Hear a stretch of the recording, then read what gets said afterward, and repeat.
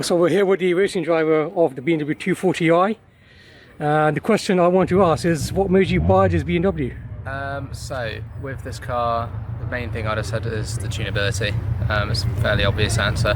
BMW M240i, famous B58 engine. I suppose to begin with, obviously you would like an M2 or an M car or something like that. The thought process with this is obviously to take something a bit less and make it better, and I've definitely achieved that with this car. So it's running around 450 horsepower now, with minimal mods to achieve that. Anyone who sort of does any research with these engines knows how tunable they are. So on top of that, it still does like 35 to the gallon on the motorway. Wow, which is amazing. quite handy. So, it is, yeah. For 240i, and I'm guessing this is made for like racing truck car, or can you drive it on a normal basis? It is road going. The class it's competing in today is road going class, and until recently it was my daily car. You could still daily it. It's a little bit harsh now with suspension, as stiff as it is and everything, but it's definitely usable. And to be honest, it's one of those things with our roads. I was having a conversation with someone earlier, like when you're over at Germany, Nürburgring in Germany, and driving on the roads around the track and stuff, or just driving in certain places in Europe in general, the car feels completely stock. It's only when you drive it in England on our roads that it feels quite bumpy and rough. But no, it's good. It's one of those cars. It's a sort of jack of all trades, master of none. But it comes close to being master, and it does usually win this class. Apart from today, we do have the difficulty of two Teslas. Say two, there's only one that's a real issue, which is a Model Performance 3. A lot of us don't think that should be in the same class as us, but that's a discussion for another day. So yeah, but no, it's a very competitive car. It's built initially as a track day car, sort of club sport spec, like going to the Nordschleife and stuff, going to Spa, and Castle Combe, where we are today, is where I go most of the rest of the time. Fantastic. I mean, in terms of modification, is the car being upgraded turbos or exhaust types? Or no, so engine-wise is where the least amount of development has gone in, because it doesn't need it. It's so powerful. It's the chassis that needs the development. Obviously, it's like an M-derived engine, even though it's not an M engine. M-derived engine, but in a plain BMW chassis, essentially. So when it comes factory, obviously it's open differential, so it's now got an M4 LSD. I've done KWV3 coilovers, H90 roll bars, Powerflex bushes, some Millway top mounts. It's got an M4 competition strut brace, adjustable rear toe arms, drop links.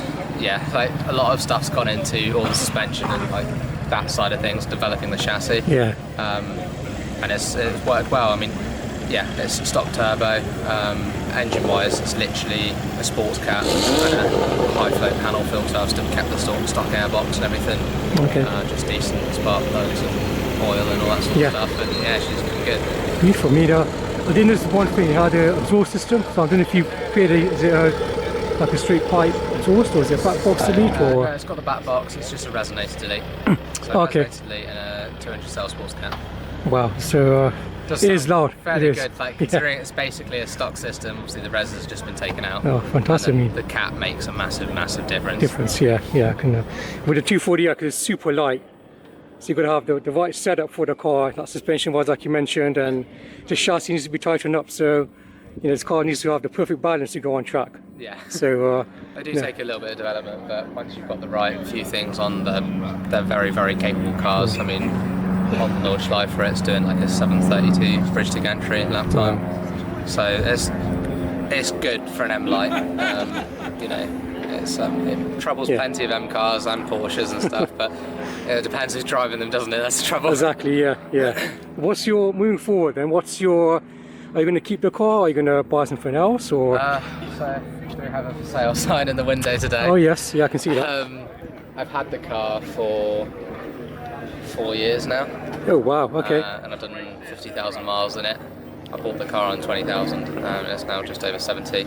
So I've done my time with the car, I think. When I bought it, it was basically stock. So I've done pretty much all the development with it, and like with sort of the garages that I know and use, to get it where it is today. So yeah, I love the car, and if I didn't need that money for the next car, I'd happily keep it. But naturally I want to progress into something different soon. Cool. So unfortunately this will have to go to make way for that. Okay. Out of curiosity, what is your next car? Have a guess, what do you reckon? Ooh, another BMW M Sport sort of a car? It will be a BM. What I would most like to get would be a well-sorted E92. Oh, nice, perfect. Yeah. Really fancy that high revving S65 engine.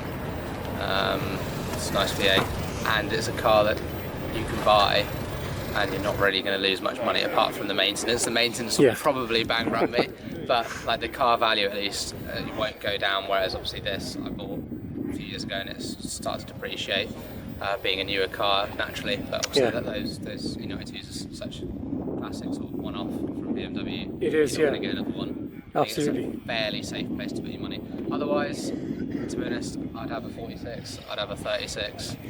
I don't know, 36, I'd quite like an S54 swapped 36. Okay. Whenever I buy, it'll be a Club Sport built spec. In an ideal world, I'll look for the right car for me. One thing I've learned with this is building a car and developing it yourself is a rich man's game. If you can buy a car already somewhat done, then I'd definitely recommend that. Yeah. So basically, it seems to me you're a BMW enthusiast, and you love your Beamers. So I mean, likewise, I own an E46 330ci. Nice, cool. It's in velvet blue, so it's individual mode. Yeah. But yeah, I tend to drive it on the weekend, just have a little blast around. It's an iconic car. I don't want to use it as a daily driver, so. Okay, yeah. Fair. But yeah, I think that's one thing you find as well if you use cars like these as a daily driver. It's nice, but the novelty wears off after a while. If you're driving the same car every day,